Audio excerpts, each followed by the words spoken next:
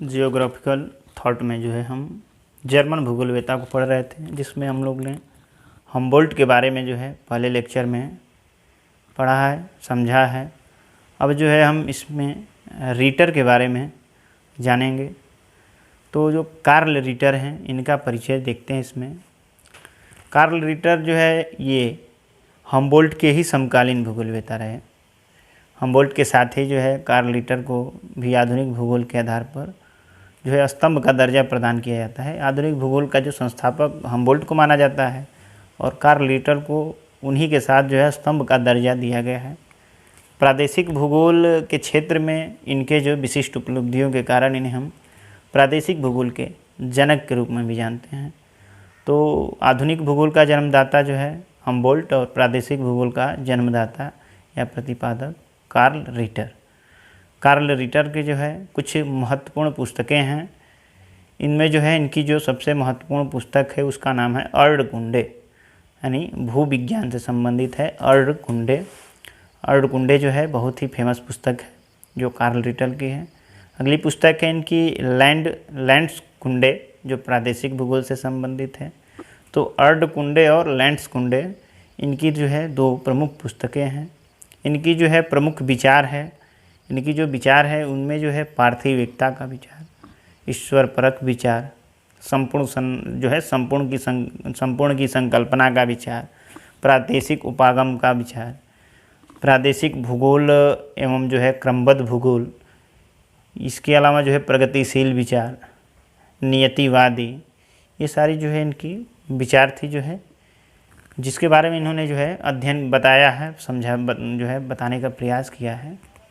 नियतिवादी जो है जैसे जिस प्रकार से जो है हम शरीर की रचना, हमारे जो शरीर की रचना है वो आत्मा के लिए हुई है, ठीक उसी प्रकार से पृथ्वी का जो है निर्माण मानव के लिए हुआ है। ये इनका मानना था कि जिस प्रकार से शरीर की रचना जो है आत्मा के लिए हुई है, उसी प्रकार से जो पृथ्वी का निर्माण है ये जो है मानव के लिए हुआ है।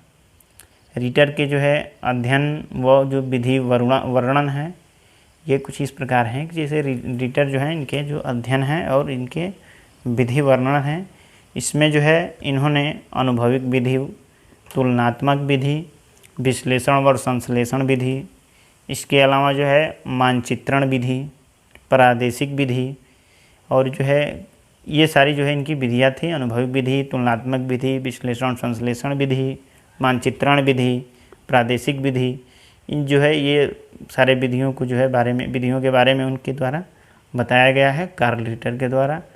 और भी जो है इनके बारे में हम कुछ अन्य विशिष्ट बातें जो हैं तथ्य को जानें।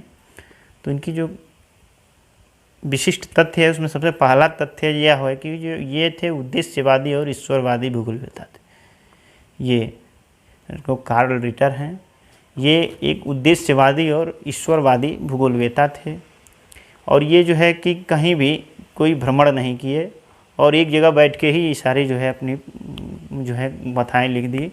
इसलिए इनको जो है आर्म चेयर भूगोलवेता के नाम से भी जाना जाता है। कई बार क्वेश्चन पूछा जाता है। इसके अनुसार जो है कोई भी मानव प्रजाति श्रेष्ठ नहीं है, विविधता में एकता विचार के समर्थक हैं।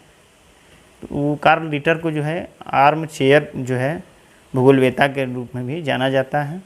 अब जो है हम हमबोल्ट और रीटर की तुलनात्मक अध्ययन के बारे में जो है आपको कुछ बता रहे हैं। जैसे इनकी समानताएं क्या हैं, रीटर और हमबोल्ट की जो है समानताएं क्या हैं। तो देखिए ये दोनों भूगोलवेता जो है संपूर्ण की संकल्पना में विश्वास रखते थे। दोनों भूगोलवेता कार्ल रीटर और हमबोल्ट संपूर्ण की संकल्पना में ही विश्वास रखते थे। इनके अनुसार पृथ्वी के किसी भूभाग का अध्ययन पृथक व एकांकी रूप में न करके संपूर्ण रूप में किया जाना चाहिए। ये जो है इनकी समानता है। इसके अलावा जो है इनकी कुछ समानताएं और ही पार्थिव एकता के सिद्धांत, सार्वभौमिक एकता का सिद्धांत इनके विचार के केंद्र बिंदु थे। दोनों के जो है विचार के केंद्र बिंदु क्या थे, पार्थिव एकता का सिद्धांत और सार्वभौमिक एकता का सिद्धांत।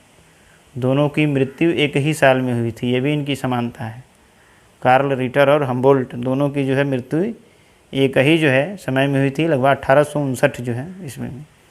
दोनों भूगोलवेताओं को आधुनिक भूगोल के संस्थापकों में जो है इनको स्थान दिया जाता है। दोनों भूगोलवेताओं को जो है, जैसे इसमें जो है ज़्यादातर हम्बोल्ट को, उसके बाद कार्ल रिटर को भी स्तंभ के रूप में जाना जाता है। अब जो है इनकी असमानताएं के बारे में हम जानते हैं कि रिटर और हम्बोल्ट में क्या असमानताएं हैं। हम्बोल्ट क्रमबद्ध विधि के समर्थक, जबकि रिटर प्रादेशिक विधि के समर्थक थे। ये असमानताएं हैं।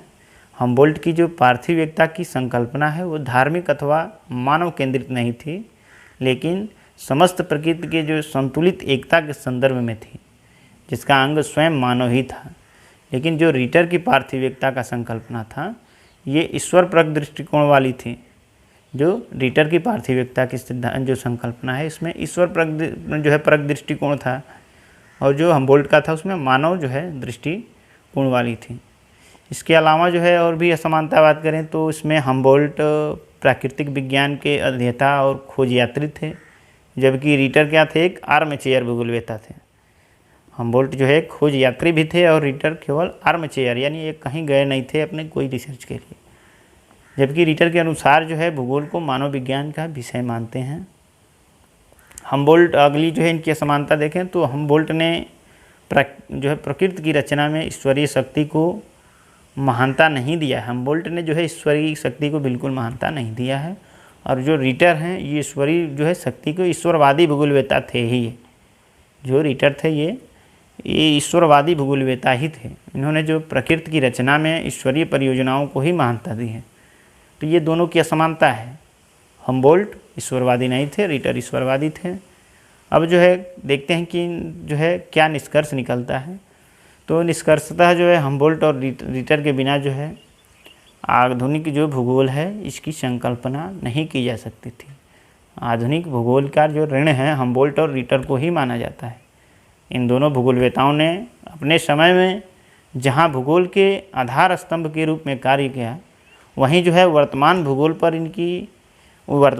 पर जो है उनका प्रभाव स्पष्ट दिखाई पड़ता है। भविष्य में भी जो है भूगोल इनके प्रभाव से अछूता नहीं है। तो ये जो है रिटर के बारे में हम लोग ने जाना, और रिटर और हम्बोल्ट की तुलनात्मक जो है व्याख्या भी किए। अगले लेक्चर में हम जो है रैटजेल के बारे में पढ़ेंगे।